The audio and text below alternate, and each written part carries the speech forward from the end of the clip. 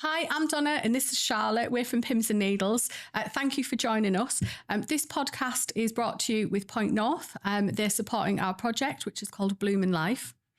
And it's through a fund called Enriching Later Lives. And it's all about providing information for women in midlife to help navigate really difficult situations and kind of facilitate positive change. Hi, thanks for joining us. We're absolutely delighted to have Sharon, the Queen of Green, in with us today. So welcome, Sharon. Welcome to our podcast. Thank you. Thanks for having me. It's lovely to see your faces and be here. Thank you so much for coming on. Just to get started then, tell us a little bit about the Queen of Green. What a fabulous title that is. Tell us what you do. I mean, I think the name's probably pretty obvious. I love green plants and I feel like I'm quite good at it. So when you're good at something, you're usually the queen, aren't you? It doesn't matter about the kings, it's always the queens. I started my business about 4 or 5 years ago now. I haven't looked back. Wasn't something I planned to do. I just kind of stumbled upon it, and then a few people said, oh, you're so good at like keeping your houseplants going and giving advice. Why don't you do it as a business? So that's kind of how it started. But yeah, absolutely. Was it in lockdown when it really, really took off? Yeah, I mean, I've loved houseplants for as long as I can remember. In fact, I've probably had them more in my life than I haven't, to be honest, since I was about 14. But it's definitely lockdown that made me take a little bit of a different career path, shall we say. And I think for most people, that's when a lot of people did discover their love for plants, because we're all sort of stuck inside our little spaces, weren't we? We're trying to find hobbies. Some of us went down the banana bread route. I certainly didn't do that. And we might have done a bit of exercising, did dabble in that for a little while. But like I say, my houseplant collection definitely sort of took off a lot more during COVID. But I did collect them long before then. Yeah, it's fascinating, really. A lot of the people that we've spoken to seem to have found their pace during lockdown, where they've had a little bit of time, take time out of the daily grind and think about what the next step is. So there's quite a few people that we've spoken to recently that have found that. Yeah. Did it give you that space to just follow your passion? Yeah, I think we're in lockdown. We did all did a bit of soul searching, didn't we? Let's be honest. And I think you start to sort of analyse what is really important to you.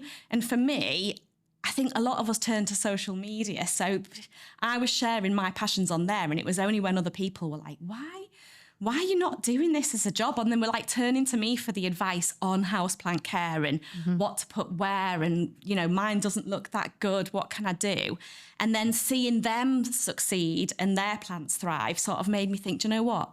There is a place in the market for somebody like me where I can share my hobby that is actually an obsession, let's be honest, with other people. So... And your social media grew phenomenally, didn't it? Mental. During lockdown. I mean, even now I still get people at like 2, 3 o'clock in the morning from like Australia that I've made friends with through the plant community on Instagram, messaging saying, oh, we've just picked this up. I don't know if they've got those in the UK, but can you just tell me what to do with it or where to put it or where I'm going wrong? And sometimes my husband's like, Sharon, it's 2 in the morning. What are you doing? I'm just replying to this later. But again, that's partly what I love about it. Yes, I do the markets. Yes, I do workshops and things like that. But I always say to people, it's about creating a community, sharing my advice and my knowledge so that we stop the throwaway culture of houseplants. Because I think everyone jumped on the bandwagon during COVID. You had, I don't know whether we're allowed to say places, probably like supermarket names. But, you know, B&M, Aldi, Lidl, everyone jumped on it. They're still doing it, selling houseplants because it became popular, but they're not actually caring for them in the right way. And they can buy them in mass amounts for very, very little. And a lot of the time you go in, you'll have seen it outside B&M, they're all half dead on the little trolleys, and you want to buy some water just to give them a drink. And staff that don't really know what they're selling or the ins and outs of them. So I think in a way I picked up the slack from that and actually tried to stop the throwaway culture of sort of killing them off. You're like, Because I think, sorry. I was going to say you're like a plant doctor. Like a plant doctor.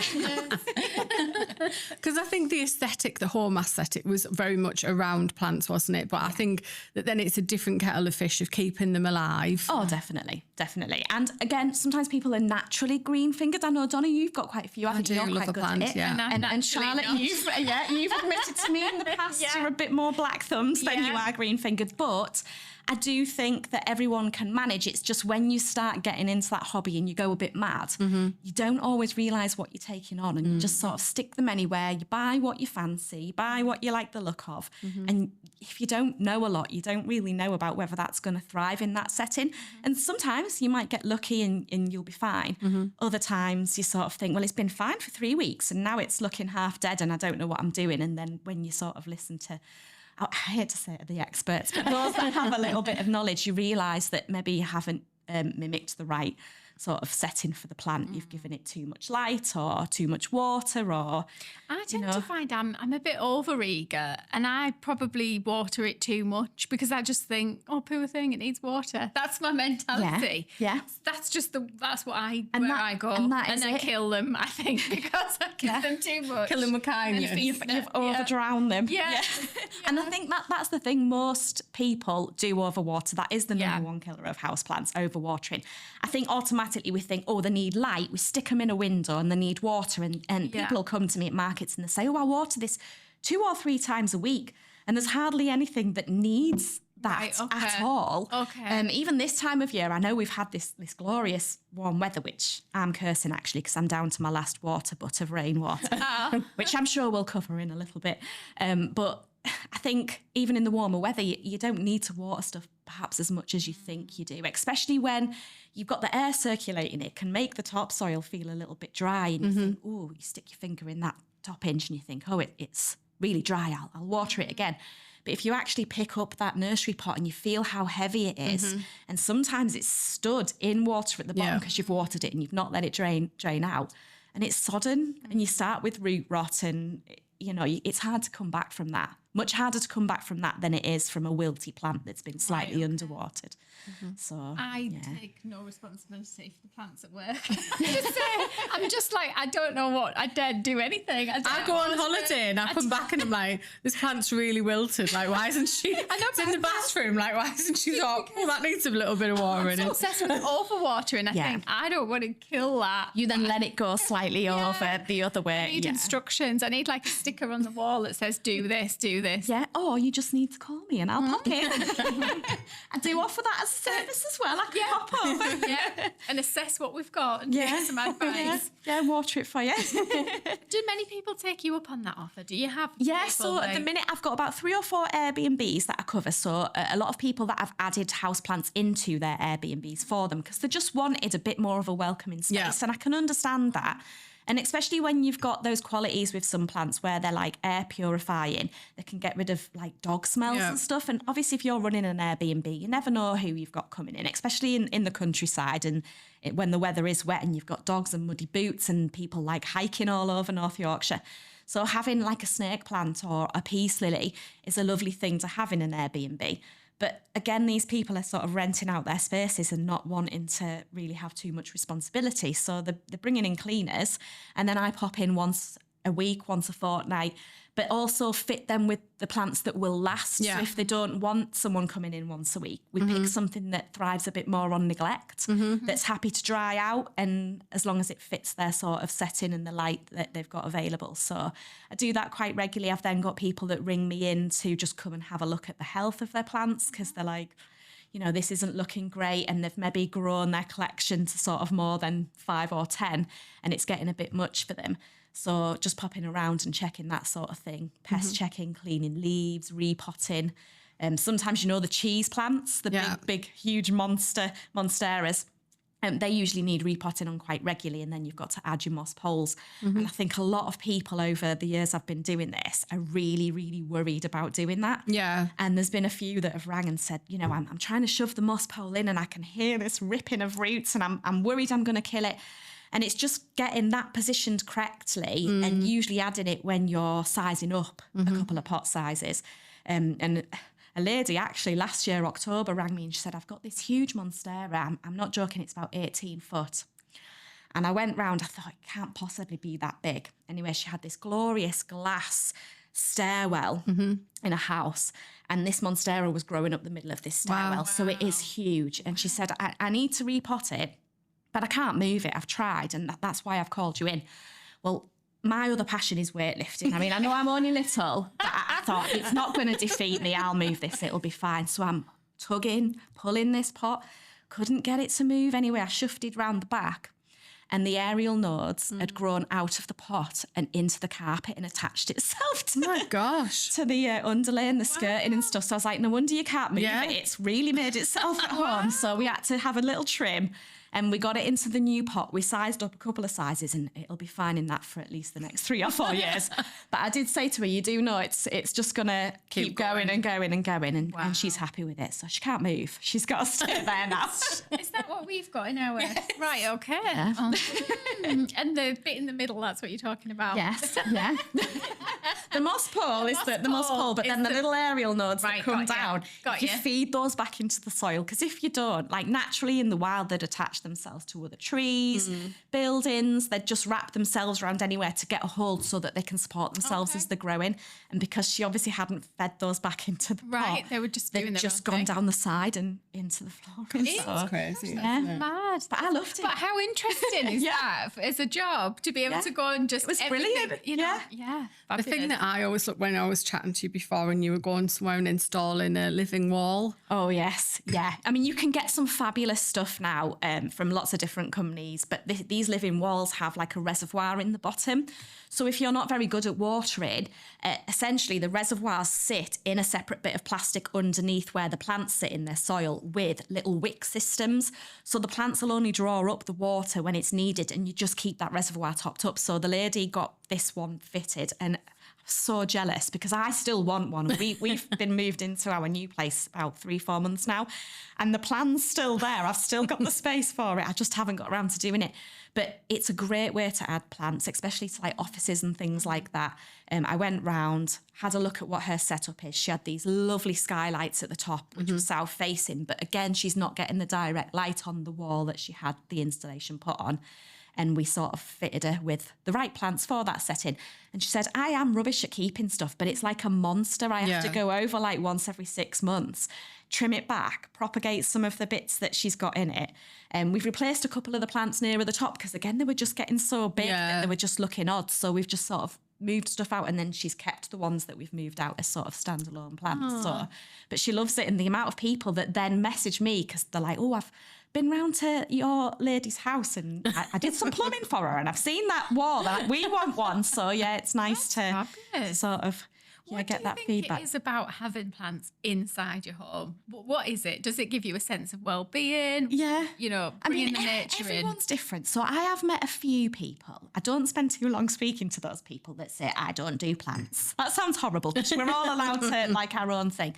But I do genuinely believe there's a plant for every person and a plant for every space. And the good thing about houseplants is that it's not just like gender specific, age specific. Like I've had people that come to my stall that are just going off to uni that want to buy something for the uni rooms. I've got ladies in the like 80s and 90s that remember their grandparents and their mothers and fathers having stuff that then buy stuff or have still got stuff that they've had passed down to them.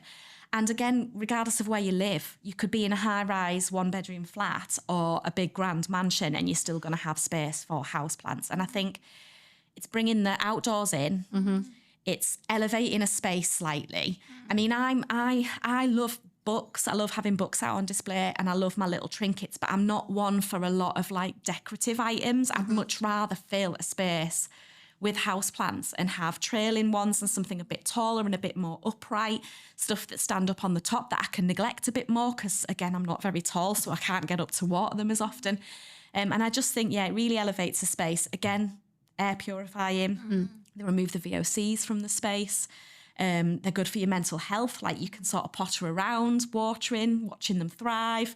Even if they don't, it's all part of a learning curve and you can sometimes get a lot of, joy from getting something going again. Nurturing it. Yeah. And again, just knowing that you've successfully got it to keep thriving. I think I can see that, because I think I've got a few, and you had this spotted begonia and you yes, inspired me. Yeah. And then I've got one and it is huge now. And then when it flowered, I was like a proud parent. I took pictures, put them all over Instagram. I think I've not posted on Instagram in about 3 years, and there's just a picture of my flowering plant. Yeah, because look I at was this. like, look, it's so happy where it is. And I think you do get that real sense of pride. Definitely.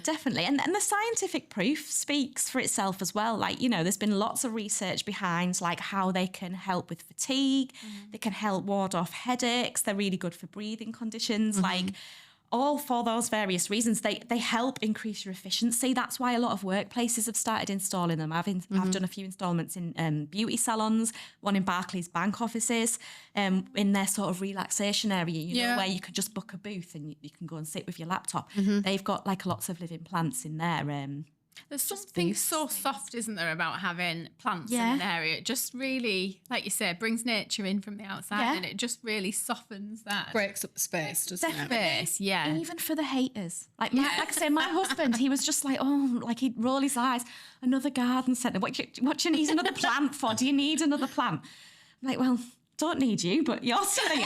You know, I do. And then now, you know, we've gone away. We've stayed at Airbnbs and hotels, and he'll come back and you see him looking around, and I know he hates to admit it, but he's like, oh, I like being back home and I miss the plants. It's horrible when we go places and there's nothing alive. Yeah. You know, nothing green just to enjoy and sort of fill the space. So he'll even admit it now. It's not such a bad thing. And he doesn't get as mad now. I earn money from it as well. So it's like market research, isn't it? I love plants. I just wish I was better at keeping them. Yeah. I need lessons. Bless you. Bless you. So what would you say is a good beginner's plant? So if somebody came to your stall and they said, I haven't got any plants, I want something that's going to be good on a windowsill. Yeah. I mean, for me, there's 2 plants that are really, really good for beginners because of them being very good with different light settings. So they're like full sun to full shade tolerant, and they thrive on neglect. So you just know, Charlotte, to let them dry right out. So that is the ZZ plant, which is the Zammiculcas zammifolia. Wow. Repeat back to me. And the snake plant, which are known as the mother-in-law's tongue. Yeah. So they're the ones that sort of look very sharp and pointy. We've got one of them in the kitchen. Okay. Yeah, you usually see those in like restaurants, you know, like Chiquitos and places like that. They have them in the like long sort of. They are lovely though, aren't they? Yeah, and because you can get, there's about 64 different varieties of snake plant and 3 different types of ZZ plants.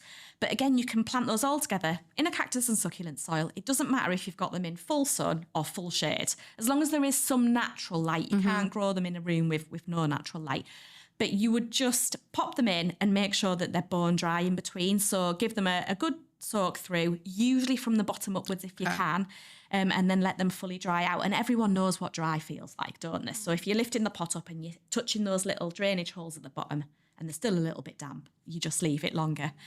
So something like that, the ZZs that I've got at home, I've got one in a north-facing room. I'm watering that once every 3 to 4 weeks. That is literally it. Right, okay. And then the one in the south-facing window, which is a monster, this time of year I'm doing that once a week. And then in the spring and autumn, it's sort of once every 2 weeks. And then in the winter, it can go 3-4 weeks if it needs to.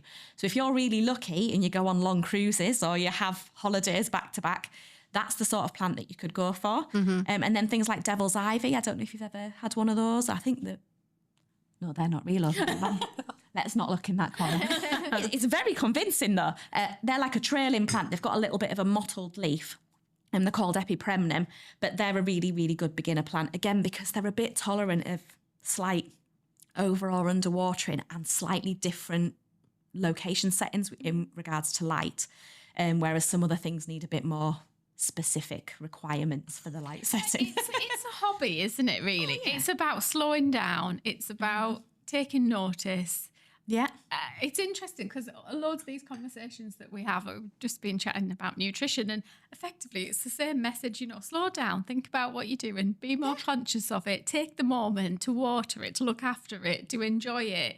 That's what it's about, isn't it? But don't feel the pressure, because sometimes, like I said, when I've spoke to people, they're like, oh, that's a lot of information to take in. And I'm like, well, I do understand that. But actually, there's lots of plants that all sit into similar categories.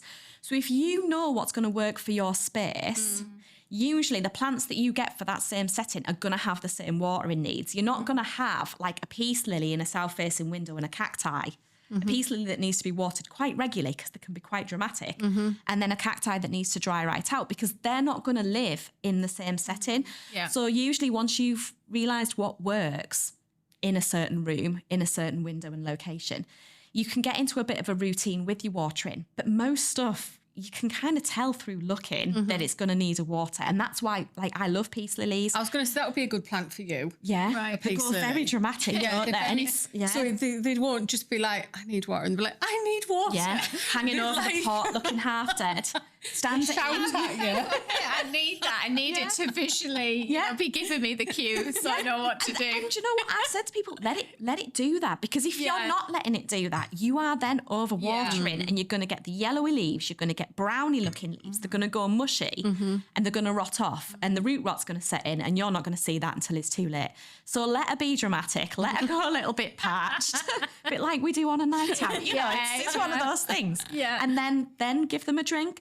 And if you can use rainwater as well, that's like another one of my top tips is tap water. And I don't know whether the lady mentioned this in the nutrition podcast, but tap water has a lot of chemicals in and a lot of minerals and stuff that can build up in the soil of a houseplant.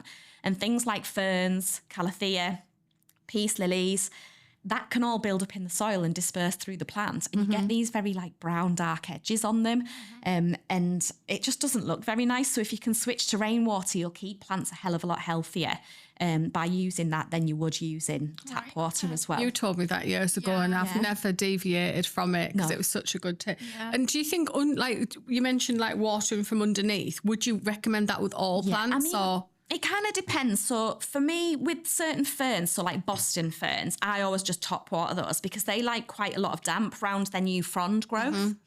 But then you've got things like staghorn ferns, which have like a solid sheathed section in the middle that protects the new growth. And if you drop a load of water into that, it can actually rot the new leaves before they've even come out. So if you can stand that sort of thing in water and let it get direct to the roots, you can leave it long enough to soak right the way through to the top, but it just stops water pooling in the delicate area. And things like, again, calathea, like in the spring and summer, I'll top water those because they do dry out quite quickly. But in the winter months, I sort of revert to bottom watering with them just to try and keep that top a little bit drier because if it's staying too damp near where the delicate stems hit in the soil, sometimes it rots and the leaves will just rot and fall over. And then things like cacti, aloe vera, ZZ plants, I always bottom water those. I just think that it keeps them healthier. It is getting the water direct to the root. Watered anything in my life. Give them a butt chug. That's what I call it. Butt chugging. I'm going to try it. And I just buy a cheap tub anywhere, big cheap tub, and I stand everything in it and put my rainwater in it, Right. and just bring them all down from each location. I mean, it does take me a good 4 hours in the summer, like, and that's only with my own stuff, not the stuff that I have out in the studio. But I can just leave it to sort of stand. And again, overwatering isn't how much water you give a plant, it's how often you're doing it. Right, okay. So, you know, you could stand with a watering can on something and just pour watering can after watering can of water into a soil. It's only going to take up so much anyway. It's if you're not leaving it long enough between waterings that it's going to become an issue. Okay. And do they have like plant family? I mean, you mentioned the calathea. I've tried with calatheas and they're not my friend. I give up now. Like I see them and I love them. They're so beautiful and I'm drawn to them, but I can't have to keep those alive. What do you think it is? Have you figured out what you think it is? No, I've tried them Have at you got a different very locations. warm, dry house though, do you think? Because they love like, they don't want cold, but they don't like really hot, dry temperatures or like anywhere near radiators or drafts. They're like quite fussy about like airflow. I usually have them in my office, so it's quite bright. Yeah. I don't know whether they're in too bright a location. Too much light's a big no-no. Is it? Yeah, that's maybe Must because I never think be in the windows. edges go brown and then they just they get sad and Shrivel that. I up just and think dry. Yeah. I'm watching this slow death and that's a painful thing. as a plant lover as well. You sometimes think I'm going to put it out of my misery. Yeah. I just need to. And they are beautiful. They're like almost look painted, don't they? The leaves on Calathea. And again, lots of different types. And because they move on a night, they're known as prayer plants. They stand upright, saying the prayers, opening up through the day. You get that gorgeous undercolour and sort of quite stained glass looking leaf. But again, you've just got to get that location right. So they do like natural light, but nothing direct. Yeah. So never in a windowsill, unless it's north facing and you've got a big hedge outside. I always set them back within a room, which is sometimes nicer because you want them on a sideboard or a coffee table where you can view them and enjoy them. But again, with them, they're the sort of plant that things like spider mites and thrips are attracted to because they've got really soft underleaf. Some of them are a little bit furry to the touch, so the pests can sort of stay in there quite easily.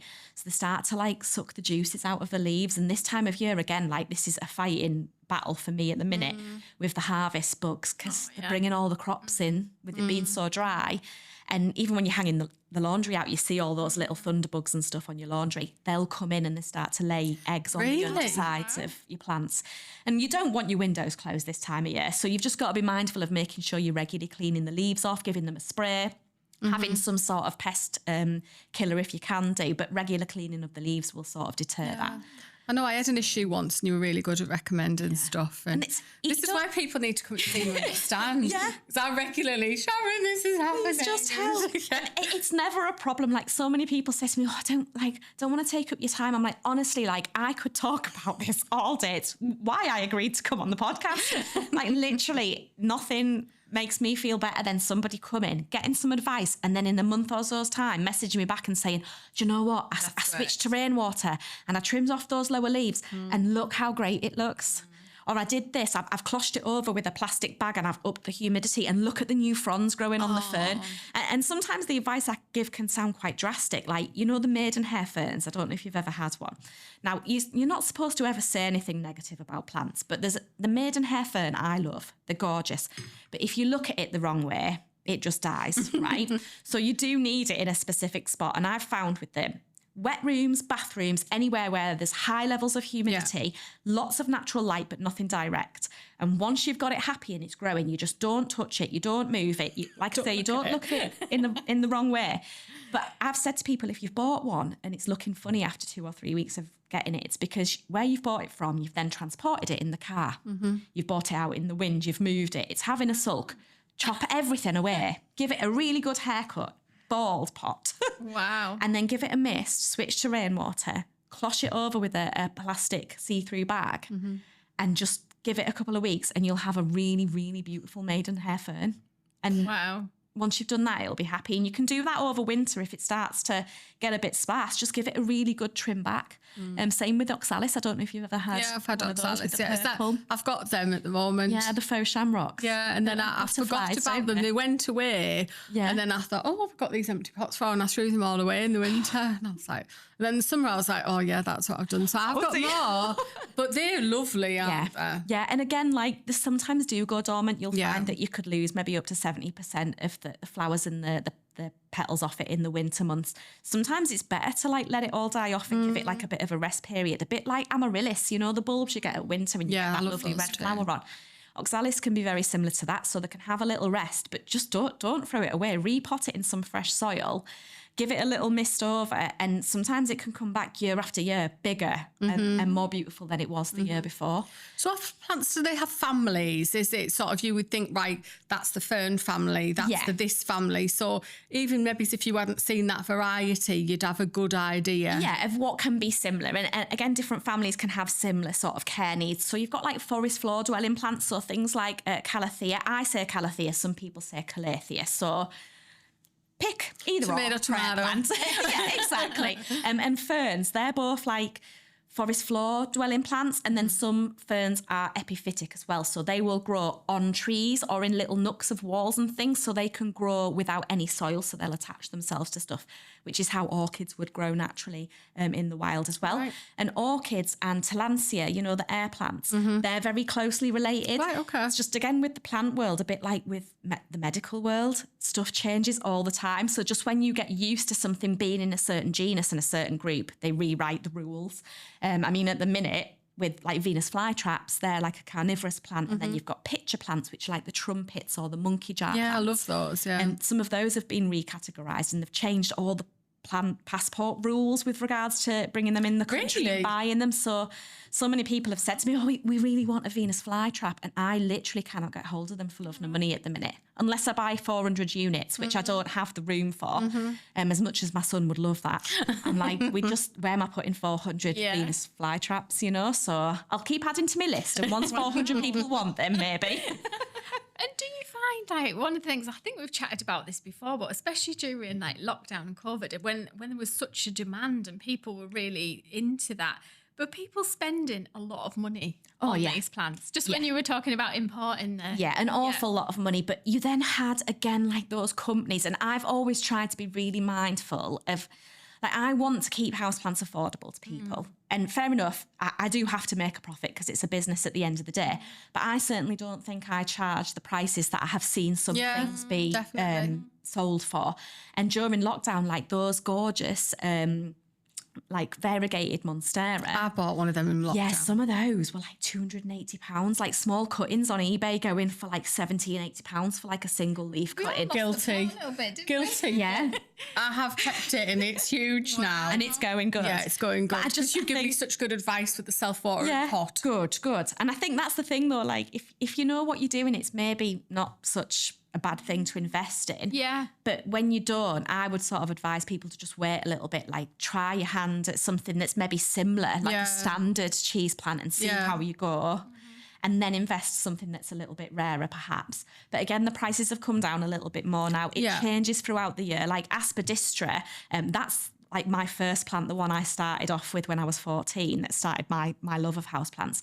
They are quite rare, quite hard to find. And I wouldn't ever be able to sell one of those for less than, say, £38-40 for something even little, because they take quite a long time to grow. So even the little ones that I get in, you're looking at something that's about 14, 15 years old already. And when you put that into perspective, I don't think £38-40 is too bad. Yeah. So What's the most expensive plant anyone's ever told you that they've bought? Oh, see, I know there was a gentleman, and the reason I remember him, and he always sticks in my mind, because he arrived at the stall with this gorgeous flamboyant bug print shirt on and these really amazing earrings at one ear. He was so like trendy. I loved him. I was like, I need to speak to this guy. So I was trying to finish off my conversation with someone else. And we were having a chat, and he was studying biology at university, and he was telling me about this orchid that he bought back from Cambodia somewhere. So I don't think he'd paid anything for it, and I'm not even sure whether he was allowed to bring it back. So it's a good thing I've not mentioned any names. And if you're watching or listening, I'm sorry. But he's seen those for sale now for like 450, 500 quid. Wow. Couldn't tell you what the name of it was. Yeah. And he showed me photos and it was gorgeous. It had this sort of orange pointy leaf with a really sort of dragon looking face. Not something I've ever seen on growers' lists or forums before myself. So, but yeah, he's got it for nothing.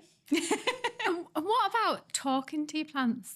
Do you talk to them? Just sing to them. Well, I'll leave the I radio sing on. anyway. I don't just do it for the plants. Maybe I'll that's just where sing I'm anyway. going wrong, because my singing's so bad it probably would knock anyone off. Trying to go sleep. backwards. How can I get away from this? No, again, there is scientific fact that playing music for plants, singing to plants, talking to plants is something that's quite beneficial. Yeah.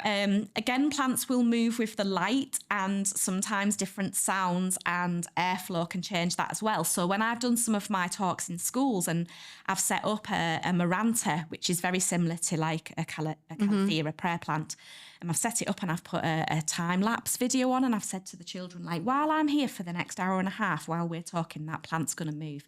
And you see some of them looking at it. It's not moving. She's lying. It's not moving. It's never moved. It's never moved. And then you'll get one or two that remember as you're about to leave. Oh, you said... And then I play back the time-lapse, and it might not be as dramatic as it would be in a 24-hour period. Yeah. But the leaves are moving with the light as we're in that space.